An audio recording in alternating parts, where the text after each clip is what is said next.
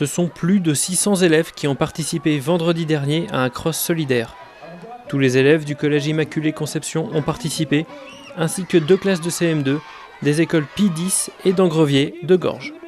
Une action solidaire pour 2 associations, LM Petit Pas et les Copains d'Elsa.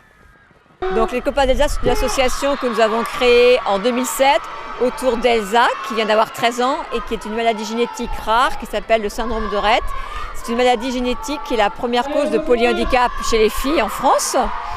Et donc c'est une maladie qui commence très tôt et qui cumule, comme son nom l'indique, plusieurs handicaps, c'est-à-dire épilepsie, troubles moteurs, perte de l'usage des mains par exemple, troubles du sommeil, troubles du comportement, troubles digestifs ou respiratoires.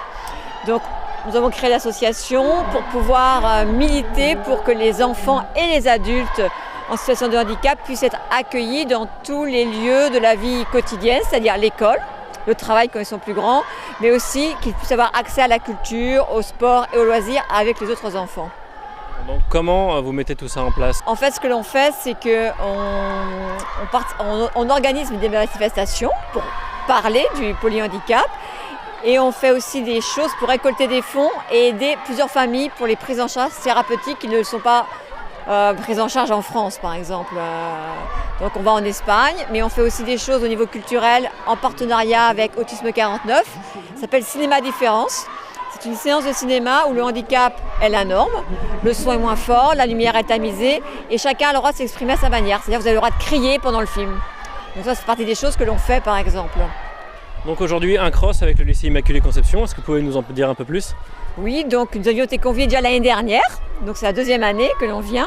Donc l'objectif c'est de parler de l'association, mais aussi de parler du handicap et de la différence. Donc là aujourd'hui c'est plus festif, c'est le cross.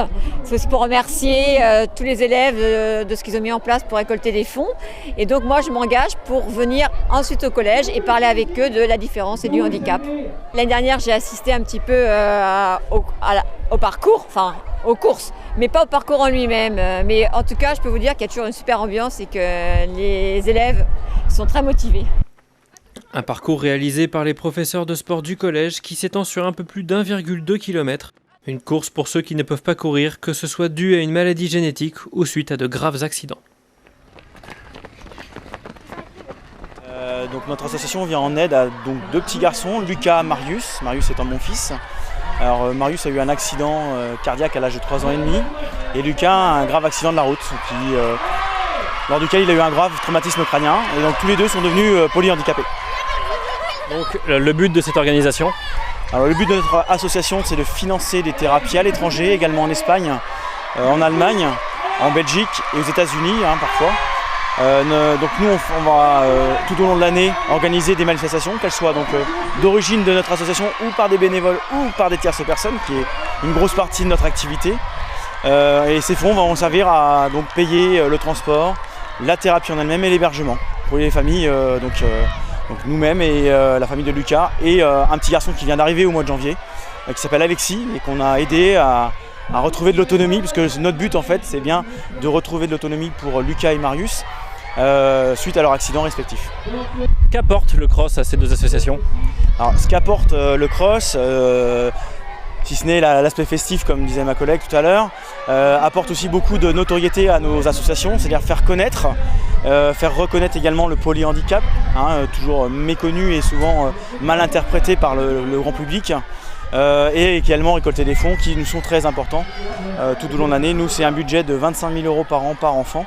Donc il faut énormément de manifestations pour pouvoir récolter ces 25 000 € par an par enfant. Donc une manifestation à laquelle vous participez aujourd'hui? Ah oui, complètement, d'autant plus que je vais également participer sportivement. On va courir avec mon collègue, la personne qui nous a fait d'ailleurs connaître auprès du collège, puisque on n'est pas du tout de la région, on est nous des Château-Gontier, c'est dans le sud de Mayenne. Mais c'est donc le directeur et le beau-frère donc de mon ami, et donc du coup voilà, on va porter les couleurs d'LM Petit Pas haut et grand, avec bien sûr toute la modestie que l'on peut avoir au niveau du sport. La modestie et l'altruisme sont 2 qualités essentielles pour aider au mieux ces enfants handicapés. 2 valeurs que souhaitent inculquer les établissements présents à l'aide de ce cross.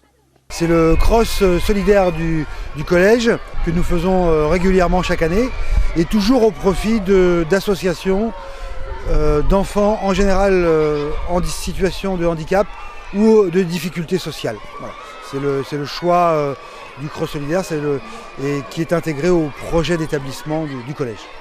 Comment vous choisissez entre guillemets les associations que vous défendez? Alors, c'est un travail de démarchage. Je regarde sur internet les associations, je les appelle, souvent aussi par connaissance, par des enseignants qui connaissent telle association et qui me les présentent. Et nous sommes ouverts aussi évidemment à toute proposition. Donc chaque année nous aidons 2 associations.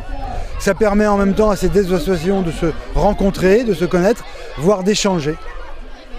C'est un réel objectif pour le lycée Immaculé de défendre ce genre d'association? Alors pour le collège Immaculé Conception La Salle, bien entendu, parce que ça fait partie, c'est un CROSS solidaire, c'est partie intégrante du projet d'établissement qui a été construit par l'équipe en 2012.